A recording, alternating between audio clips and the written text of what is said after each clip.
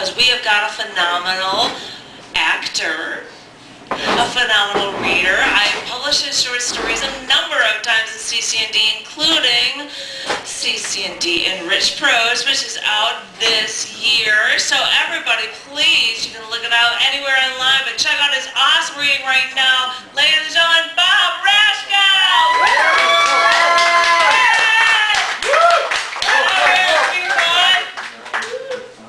Thanks, Janet.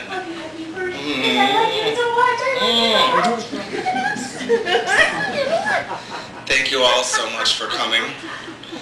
Our goal tonight is $20,000. We're almost there. Almost. They got the 20 part right. Thank you again. This is by Janet. It's originally from her book called O, and I'm going to try and do it in her style as best I can. And it's contained in her compilation Cobra. And it's called Ways to Spend Your Money. I spent a week in Los Angeles recently.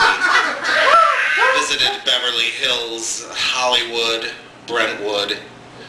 I saw the Hollywood sign and Marilyn Monroe's Marilyn Monroe's handprint in concrete. Took my picture with Tom Jones' star. But the one thing I noticed was that among the shops that line the streets of every neighborhood, there were quite a few pet spas. Pet spas. I thought, pet spas. Thank you.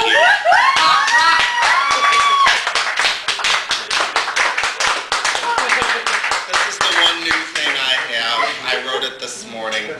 Does anyone know what robin sage is by any chance? No. All right, well, you can Wikipedia it. This is called Robin Sage. Who is Robin Sage? I visited his page and found some white hat hacker made him up.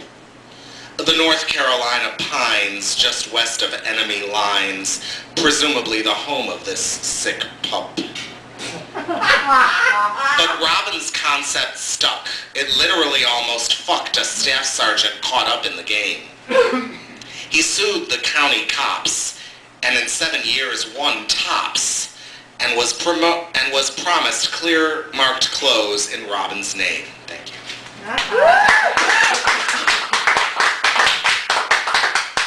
Keeping on the military theme, this is Sgt James, which was inspired by the film The Hurt Locker.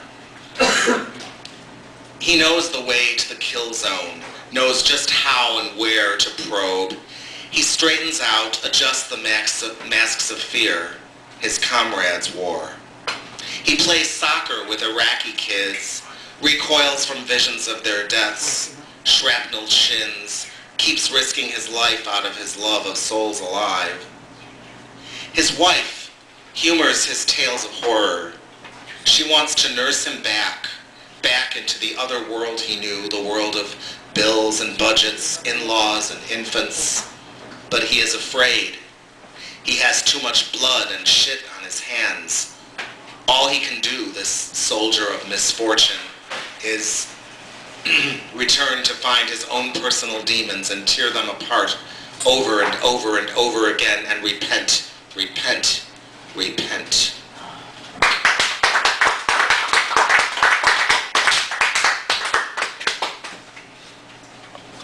Viewing an old photograph exactly 50 years later of 2000 block of Howard Street, Chicago, August 26, 1958.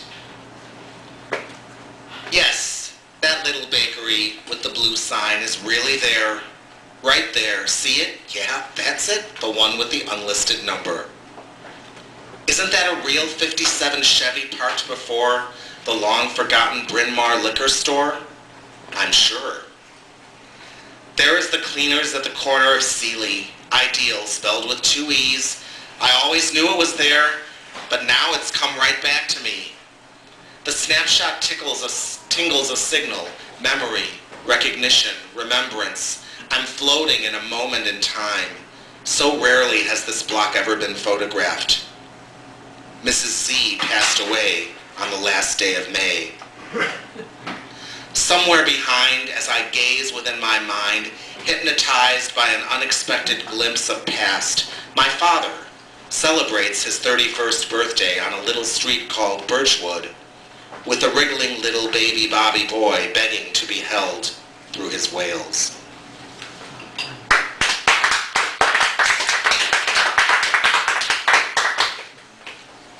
This is called Single Mothers on the CTA. Some of us hold our babies like a torch, showing the world. I should have taken off my glasses at the beginning. Start it over. Some of us hold our babies like a torch, showing the world just what we're living for. Some of us scowl at them, at our small, inquiring toddler kids, yelling our frustration, ruining our plight, showing the world just how hurt and ashamed. We make goo-goo faces at them and smile sadly at those few who bother to engage. Or we dare anyone around us to challenge our firm disciplinary regimen set in rage.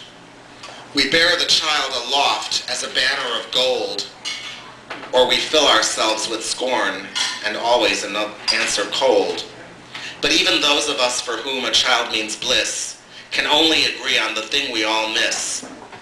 A tough, good, at least sometimes strong man to share the burden, to contribute what he can. The cool, sharp tone of one such pervades our thoughts, echoes our fears. Doors closing, doors closing, doors closing. Thank you.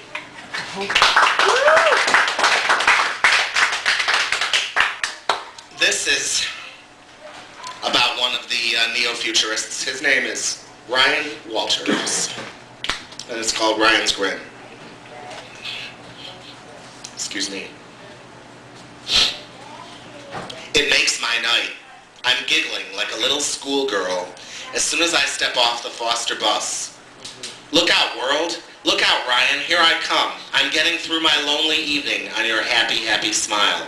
You, the performer, the dude who knows me, who doesn't care if the bus knows him, or if they do, that he knows me. You, Ryan, Hercules of the real.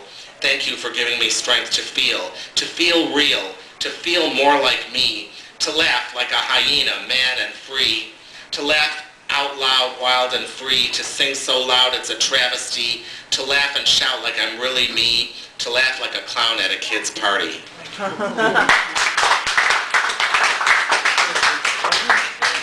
Just got a couple more, folks.